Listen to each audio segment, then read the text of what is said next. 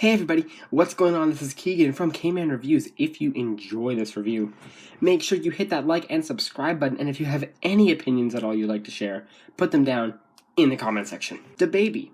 Blame It on Baby. DaBaby is an American rapper, singer, and songwriter hailing from Charlotte, North Carolina, really skyrocketing into fame, fortune, and success, all thanks to his major breakout single Suge, and the following debut album, Baby on Baby. He followed the release up with his September album, Kirk, which I actually checked out previously on this channel. If you missed it, there will be a link in the corner for you to go check that out. That album in particular kinda showed DaBaby's inability to be versatile and vary up his style, delivery, donning what I now like to call the DaBaby flow. It's much like the Migos flow, but it just goes on for an extra bar. With this album being released so quickly after Kirk, the alarms were already being raised if this was rushed to kind of capitalize on the success, or maybe even just to get more streams because he was one of the hottest off the 2019 XXL freshman class. So really, how does this album stand up? Let's find out as I review it track by track. We'll start off with the singles, with there only really being one of them, with that being Find My Way, which actually does provide a little bit of a stylistic change in comparison to DaBaby's previous work. The main thing is that he's actually singing a little bit on the chorus, which is completely unexpected, and surprisingly also not terrible. Not to mention there's also a rather soothing acoustic guitar, which actually uses the same loop from Marshmello and Anne-Marie's pop hit Friends. Anyway, he still uses the standard flow a couple of times, but he does change it up to a new flow every now and then, which I can actually commend. Lyrically, it's a bit more passionate at times. He admits he's got a broken heart, trying to find his way back home, yet still raps about having sex at the same time. It's a fine song. I do see why it was a single. Now for the rest of the tracks. The opener, Can't Stop, sonically, is a rather engaging opener with this instrumental being pretty hype and energetic. Not to mention DaBaby delivering his bars with authority. However, a lot of the ad-libs cross over with the actual delivery, making the song feel a little bit disjointed. Not to mention that hook being incredibly lazy, and kind of boring to hear him repeat the same phrase over and over again. Lyrically, it's just about material wealth, also how he can't be stopped with his place in the game. Not to mention the disgustingly prominent lyric of, you know I turn piss into lemonade, turn shit into sugar, that's chocolate pudding? It just comes off as pretty lazy, and I'm not the biggest fan of it. Skip. Pick Up with Quavo is the complete opposite of versatility. The only thing that's marginally different about this track is that the instrumental feels a little bit more stripped back and heavy overall, with this percussion being very dense, and the flute samples as well almost kind of sounding like a stereotypical snake charmer. Both DaBaby and Quavo blend pretty decently over this, yet that feeling of hearing this track done before and better on earlier albums is still there. And lyrically, it's just about both of them picking up other women. This track's okay. It's not skippable, but also not really noteworthy. LIGHTSKIN shit with Future and producer Jetson Made has this extremely poppy beat that I would expect to hear on the radio, but it actually kind of suits DaBaby pretty well. He also has a little bit of a faster flow as well on the hook, which, while it isn't different stylistically, it's enough for me to enjoy his performance. It's actually quite catchy, and Future, it's not his strongest suit at all. Stick to the deeper beats, my guy.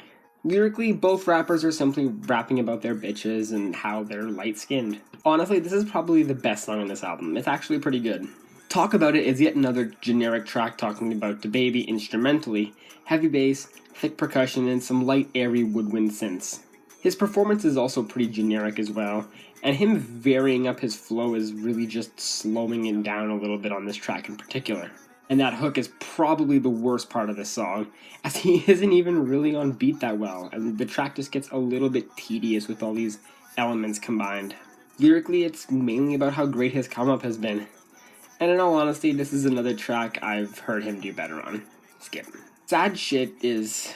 whew, this one's a doozy. Let's get the elephant out of the room right now. That damn chorus with DaBaby's singing voice. Ugh. It's pretty bad. His falsetto is very cringy. I mean, I'm sure he heard about people wanting him to change it up, but come on, dude, not like this. Don't become some sort of R&B star. And when the verses come in, it's just regular DaBaby. It's almost like a breath of fresh air in comparison to that awful chorus. And lyrically, I'm sure the title kinda sells it. He's with conflicted feelings on being an ex. Basically, he's on his sad shit. Honestly, we really didn't need to hear a track like this. This is changing it a little bit too far. Hard skip. ROCKSTAR with Roddy Ricch, which actually went on to become this massive post-album release radio hit. And I can kind of see why. It's very similar to Find My Way with its acoustic guitar as the main melody, and DaBaby going for a bit more of a melodic performance. Aside from that, the bass and percussion are both the same as they've always been, dense and powerful, and Roddy is probably the best part of this song. Of course, he's always been better for this more melodic sort of stuff, and yeah, he crushes it. Lyrically, as the title suggests, it's about living the life of a lavish, reckless rock star. You know, this one's actually a good song, I like it. Jump with Young Boy Never Broke Again is definitely another highlight on this album. Though it is yet another standard DaBaby track at its core, but it's also got some absolutely fun moments. For one, that instrumental is so hype. Deep bass and almost these sort of honking synths that are quite in the background. Also, DaBaby and Youngboy trade bars off together, which I'm always a fan of. Also, Youngboy himself is probably the best part of the song. His flow is varied, unlike DaBaby's, and he can really speed it up at times, and that hook is so fun and catchy too. Lyrically though, it is pretty simple, just about their viral success, but in all honesty, if you do check out one song from this album, let it be this one. Champion is pretty much a standard DaBaby song, probably the most filler on this entire album. The only thing here that's really noteworthy is that slight bit more energy he seems to add throughout the entire track, but aside from that, I mean, the bass is a little bit stronger too, and the instrumental sometimes cuts out just for his voice at times on the verses, but that's about it. Lyrically, it's pretty basic stuff. Having money, bragging about the come up and fame. Honestly, this one is just boring and samey in comparison to DaBaby's other stuff. Pass.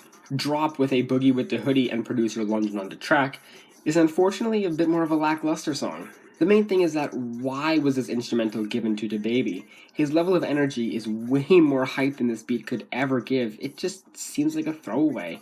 However, A Boogie's portion really does fit. Maybe it's a little bit too mellow at times, but it's 10 times better than DaBaby's. And lyrically, it's yet again just more standard rap tropes. Money, women, and fame.